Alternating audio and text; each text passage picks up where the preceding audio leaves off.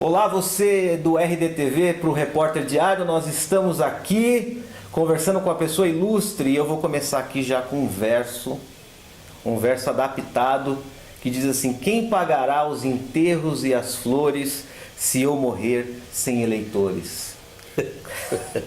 Clóvis Volpi. Muito bom, hein? Gostou do meu? Gostei. É Vinícius de Moraes. Vinícius de Moraes do B, ou seja, da política. Clóvis Volpi, ex-deputado estadual, ex-deputado federal, ex-prefeito, ex-vereador, ex-presidente da Câmara. O que mais de ex você foi? Olha, tem tanta coisa que eu já sou. E você vai ficando velho, você vai deixando passar a tua história. A tua história vai ficando tudo como eles, né? Ex-poeta, ex-escritor, ex-professor também, já aposentado. Então você é ex de quase que tudo, né? É só ficar velho que vira ex. Eu vejo aqui que nós estamos começando a nossa entrevista e você já está numa cadeira de balanço. Isso é alguma... É um sintoma do descanso eterno aqui. É algum símbolo que você está mandando o pessoal aí do... Não, é que eu gosto, gozado. Eu tenho essa coisa antiga aqui na varanda, nós temos duas cadeiras de balanço, que eu gosto de me sentar aqui, gosto de botar o jornal na mesinha, gosto de botar um livro na mesinha, gosto desse balanço aqui que a gente faz de vez em quando, coisa de antigamente, gosto disso. Você para a gente entrar na parte política, em 2013 você falou que ia botar o pijama. Agora muitos dizem que você vai se aposentar. Mas segundo o Temer, se você precisar se aposentar, vai mais uns 40 anos para você pegar só a parte parcial. Você vai se aposentar ou não? Olha, da política é assim, eu imaginei que não teria mais aptidão para disputar a eleição. Não é aptidão para política, é aptidão para disputar a eleição. Você precisa ter vontade. Aí na eleição passada eu recebi um estímulo muito grande do próprio governo na época para disputar a eleição pelo PSDB em Mauá, que é a minha origem política, essa coisa toda. E a gente recebe aquele estímulo. E eu vou te confessar, isso aguça o ego também do político, né? O político parece que ele sente, né? Ele se sente assim, imortal, ele quer continuar. É como artista. O artista também tem isso. Né? Tem o artista, o jogador de futebol, todos aqueles que sobrevivem ou viveram muito de atividades públicas, eu acho que está por aí. E eu não posso mentir, não. Estas coisas têm um pecado, que é o ego, né? Você não se conscientiza muito. Do que pode acontecer ou não. Eu acho que a candidatura foi estimulada dessa forma. Eu tinha um sonho, por conta da minha origem também, de disputar uma eleição para a prefeitura de Mauá. Fui lá, disputei a eleição, muito bem votado, 20% dos votos. Com 3 mil você tinha ido para o segundo turno? 3 mil votos, é isso? 4 mil votos eu teria ido, dá 1,8% de diferença que ficou para mim pelo prefeito Donizete. Eu acho que a população não acreditou muito na minha candidatura, nós não tivemos investimento, foi uma candidatura muito pequena do ponto de vista financeiro, não se conseguia recursos, então nós fomos dentro do limite individual de 2, 3 pessoas só, amigos lá que contribuíram e colaboraram. Foi uma campanha muito pequena, mas o resultado do ponto de vista eleitoral foi bom, quase 40 mil votos, não é fácil você obter isso, né? E nós ficamos em terceiro lugar. Agora, a questão da aposentadoria da política, ela depende muito. Eu talvez me sinta um pouco mais hoje, bem melhor, talvez com uma assessoria. A política mudou muito. E a gente com uma certa história na política, né? Você mantém algumas tradições. E isso precisa ser um pouco modernizado, adaptado e tal. É certo que esse momento de transição, eu sempre disse que o novo gestor, ele iria carecer de experiência e inovações. Se ele tiver só inovações, ele pode incorrer em alguns erros que a experiência poderia consertar. Então eu acho que eu serviria muito mais como um consultor aí político, administrativo, do que propriamente candidaturas. Então eu acho que eu estou dentro desse padrão para ser definido na minha vida aí futura. Aí você se candidatou, aí teve segundo turno, aquela coisa turbulenta de quem que vai com quem e tal, e você optou por apoiar o Donizete, que era do PT, houve o burburinho, te expulsaram do ninho.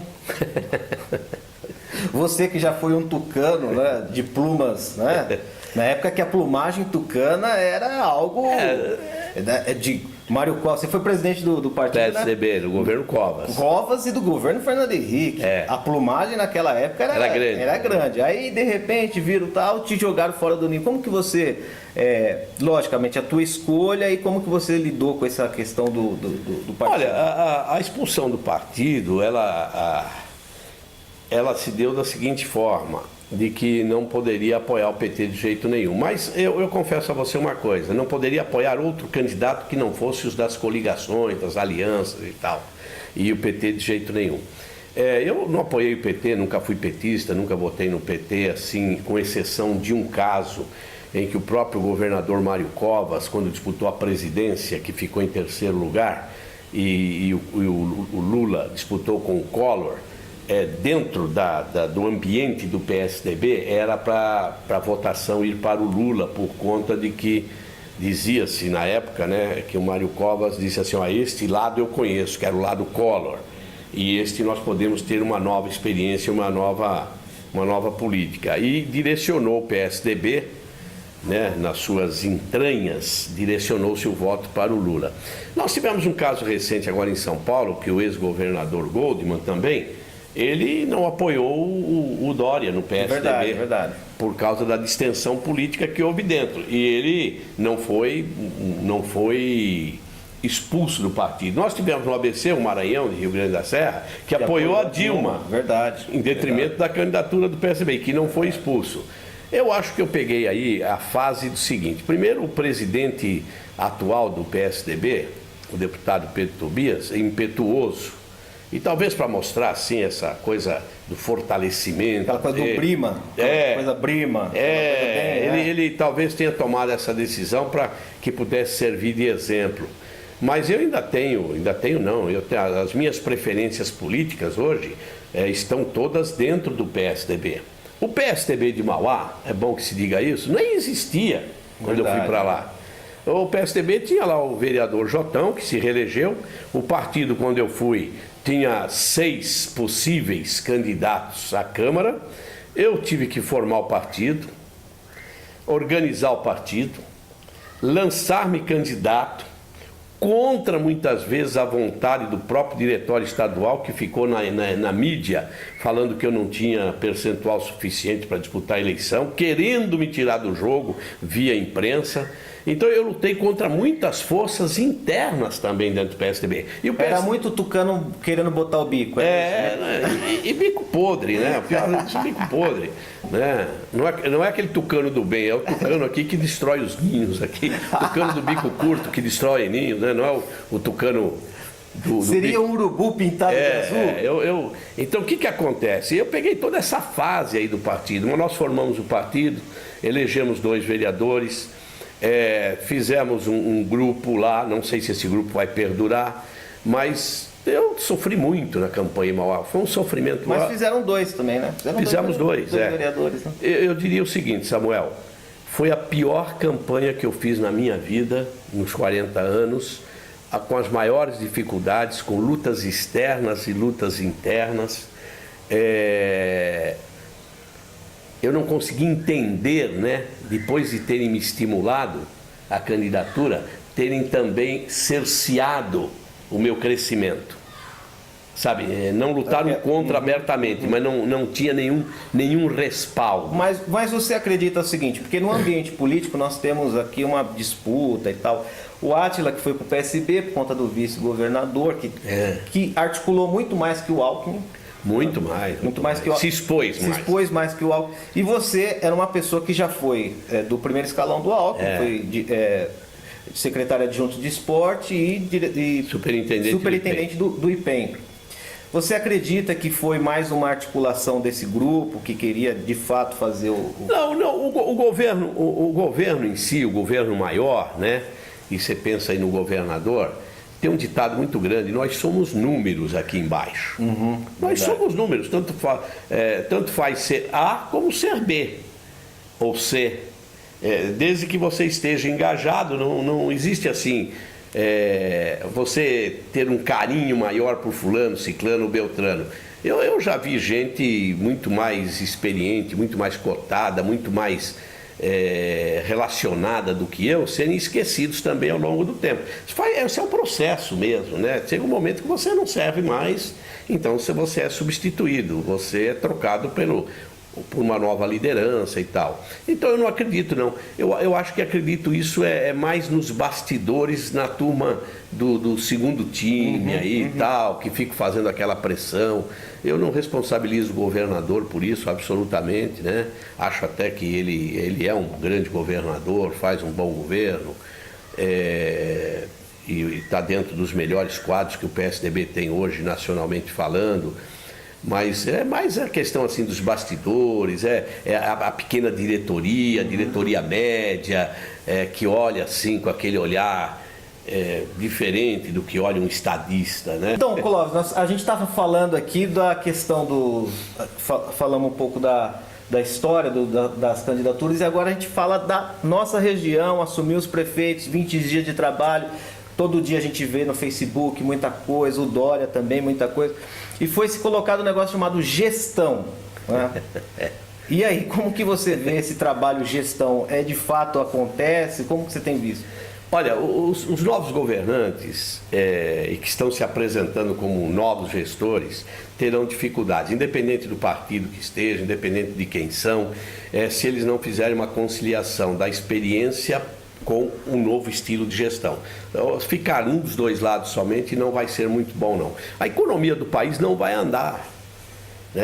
Em 2011 nós começamos a ter esse problema, depois em abril, maio de 2012 acentuou-se o problema. Quem estava no governo não acreditou, achava que isso seria uma crise passageira. Não foi uma crise, não é uma crise passageira. 2017 nós teremos inúmeros problemas financeiros do país, do estado, consequentemente dos municípios. A recuperação é muito difícil. Então a nova gestão exige um relacionamento, um entrosamento entre a experiência e as novidades que se quer fazer e colocar.